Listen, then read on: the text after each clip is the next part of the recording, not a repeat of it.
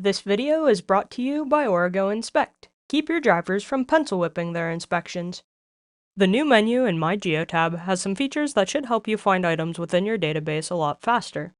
First, you've got this search bar up here, which you can use to find just about any section or feature of MyGeotab. For example, I can type in users, and that section pops right up, so I didn't have to go looking for it. The next part of this new menu are these buttons here, which give you quick access to some of the most commonly used features.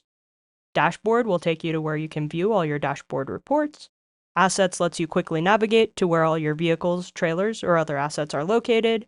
And Map takes you right to the usual map view.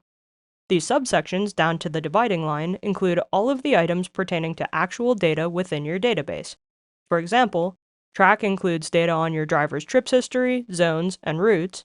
Compliance gives you items such as hours of service logs and IFTA reports. Safety is where you're going to go for risk management reports and speeding history. Maintenance includes driver vehicle inspection reports, engine faults, and maintenance records. Sustainability is where you'll go for fuel and electric vehicle charging information. People is where you'll manage your users and drivers, database clearance options, and driver schedules. And add-ins is where you'll find any additional software that you have running in your database that isn't part of the standard setup. These items below the line are more for managerial type operations, such as sending messages to users or drivers within your system, viewing notifications, setting up and managing reports, and creating rules and groups for your drivers and other assets.